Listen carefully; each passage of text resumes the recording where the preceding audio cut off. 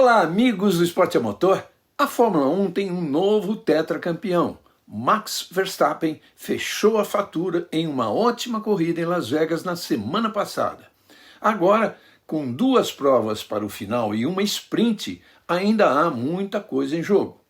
Hoje aqui vamos falar do Qatar, suas curiosidades e também de uma pista que no ano passado exigiu muito do físico dos pilotos.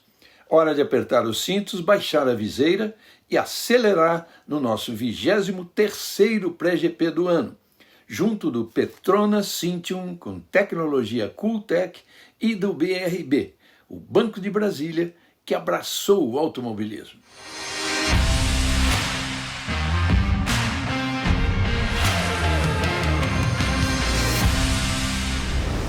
Temos um novo tetracampeão mundial de Fórmula 1. Max Verstappen iguala os feitos de Alain Prost e Sebastian Vettel e escreve mais uma vez o seu nome na história. Apesar do título de pilotos definido, ainda há muita coisa em jogo nas duas corridas que restam no campeonato. O final de semana do Qatar, inclusive, traz a última corrida sprint do ano, o que aumenta sua importância para pilotos e equipes que buscam pontos. O circuito de 5.409 metros tem curvas de raio longo e são muito exigentes para os pilotos, especialmente pelo calor, mesmo sendo uma prova noturna. No ano passado, o GP do Qatar foi disputado no início de outubro, em um período extremamente quente e úmido no país. O resultado foi pilotos exaustos por causa do calor e da umidade. Na época, as temperaturas chegaram aos 32 graus, mas com sensação térmica de 38 graus e umidade na casa dos 70%. Era como pilotar em uma sauna. Em 2023, Fernando Alonso terminou a corrida com queimaduras nas costas. Esteban Ocon vomitou 2 vezes enquanto pilotava e Logan Sargent teve uma desidratação tão intensa que foi obrigado a abandonar a corrida.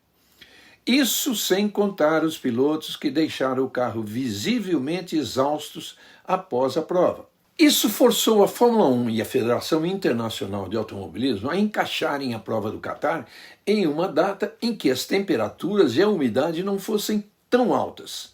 A corrida deste ano acontece quase 2 meses mais tarde em relação a 2023, o que pode trazer algum alívio nas condições de umidade. Foi na mesma época, 2 anos atrás, que a Copa do Mundo foi disputada.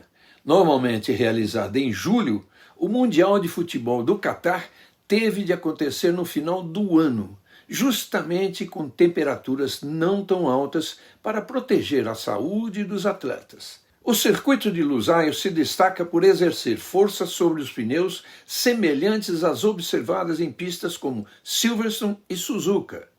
Por isso, os compostos mais duros foram escolhidos, C1 como o duro, C2 como o médio e C3 como o macio. Uma notícia importante às vésperas da corrida é que a Fórmula 1 confirmou a entrada da General Motors como a 11ª equipe a partir de 2027, tendo Mario Andretti como membro do conselho. Inicialmente, a equipe vai utilizar os motores da Ferrari, até que comece a produzir as próprias unidades de potência já dentro do novo regulamento, isso em 2028. O Qatar, já falamos aqui no nosso pré-GP, é um dos países mais ricos do mundo. Uma nação que se destaca por sua história e pelo rapidíssimo desenvolvimento nas últimas décadas. Localizado no Golfo Pérsico, o Qatar tem uma população de cerca de 3 milhões de habitantes, dos quais a maioria de trabalhadores, imigrantes. A religião oficial é o islamismo, que é também a mais praticada no país, assim como nos países vizinhos. A maioria da população qatari segue a vertente sunita do islamismo, com uma pequena parcela praticando o islamismo xiita. Devido ao grande número de imigrantes no Qatar, especialmente do sul da Ásia, há também grupos que praticam outras religiões, como o cristianismo, o hinduísmo e o budismo, embora em menores escalas e praticadas principalmente por estrangeiros. O Catar tem uma política de tolerância religiosa relativa, mais avançada do que em outros países islâmicos, permitindo que outras religiões sejam exercidas em locais designados, como o complexo religioso da periferia de Doha. A economia do Catar, como em todos os países na região do Golfo Pérsico, é amplamente baseada na extração de petróleo e gás natural, que representam a maior parte do PIB. Esse enorme potencial energético permitiu ao Catar investir pesado em infraestrutura, educação e tecnologia, fazendo o país se destacar no cenário global de negócios, finanças e inovação. A capital do país é Doha, uma metrópole que mistura tradição e modernidade, com arranha-céus imponentes e um rico patrimônio cultural. No entanto, uma outra cidade ganhou destaque nos últimos anos, Lusail. Localizada a apenas 15 quilômetros de Doha, Lusail é uma cidade planejada que simboliza a visão futurista do Catar, com um projeto que reúne residências, empresas, portos e centros de entretenimento. Ela se tornou um dos principais pontos do cenário esportivo, hospedando eventos como a Copa do Mundo de 2022, vencida pela Argentina. Lusail foi projetada para receber até 450 mil habitantes, além de milhares de visitantes anuais. Seu nome homenageia um local histórico onde o fundador do Catar, Sheikh Jassim bin Mohammed Al Thani, viveu no século XIX. A cidade representa um marco do crescimento e da ambição qatari, mostrando ao mundo que, embora pequeno em território, o Catar tem uma visão grandiosa para o futuro. Max Verstappen precisava sair de Las Vegas com 62 pontos de vantagem para Lando Norris e fez a lição de casa direitinho. Andou à frente do inglês e fechou a fatura com o tetracampeonato. Agora o holandês soma 403 pontos contra 340 de Norris, 63 pontos de vantagem.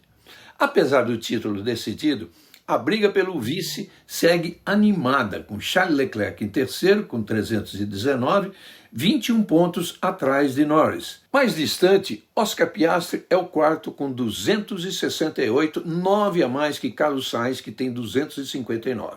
A vitória em Las Vegas animou George Russell, que apesar de seguir em sexto no campeonato, soma agora 217 pontos, 9 a mais que Lewis Hamilton, o sétimo. Sérgio Pérez só somou um pontinho na última etapa e é o oitavo, com 152 pontos. Só não é mais ameaçado porque Fernando Alonso, o nono, soma 62 pontos e está bem atrás. Nico Hülkenberg fecha a tabela dos 10 primeiros com 35. O campeonato de construtores segue bastante emocionante, embora matematicamente a McLaren possa confirmar o título já no Catar, a chance é mínima disso acontecer. A equipe lidera com 608 pontos, mas apenas 24 à frente da Ferrari, que se aproximou bastante com um ótimo resultado em Las Vegas e soma 584. Em terceiro, a Red Bull garantiu o título de pilotos e tenta se aproximar da Ferrari, somando agora 555 pontos e dependendo basicamente só de Verstappen. A Mercedes-AMG Petronas rompeu a barreira dos 400 pontos, mas segue no quarto lugar com 425, longe da Red Bull e mais longe ainda da quinta colocada, a Aston Martin, estacionada em 86 pontos. Abaixo da equipe de Lawrence Stroll, a briga segue movimentada. A Haas tomou de volta o sexto lugar, ultrapassando a Alpine em apenas um ponto, 50 a 49. A Racing Bulls é a oitava com 46, só 3 pontos atrás dos franceses, enquanto a Williams segue com os mesmos 17 no nono lugar e, por sua vez, a Sauber continua sem pontuar. Final de semana com a última sprint do ano e sem precisar sacrificar a madrugada. As atividades de pista serão abertas na sexta-feira com o primeiro e único treino livre às 10h30 da manhã. com transmissão ao vivo pelo Band Esportes. Logo depois, às 2h30 da tarde, o Band Esportes também mostra a classificação da sprint. A Band abre os trabalhos no sábado para mostrar a sprint ao vivo com largada às 11 horas. E às 3 da tarde, a classificação para a corrida principal, também pela Band. No domingo, já estaremos a postos no Show do Esporte a partir do meio-dia, trazendo todas as informações com o nosso time direto de Lusail, para a largada à 1 da tarde, ao vivo na Band. Será um fim de semana para prestar muita atenção, porque acontece também na Fórmula 2 com o brasileiro Gabriel Bortoleto chegando como líder do campeonato, faltando 2 etapas do encerramento e podendo até fechar a conta se o rival Radiar não for bem. E falando em Fórmula 2, a Band vai mostrar a reta final da temporada, a começar pelo Qatar. O Band Esportes mostra ao vivo o treino livre e a classificação na sexta-feira, às 8 e à 1 hora da tarde.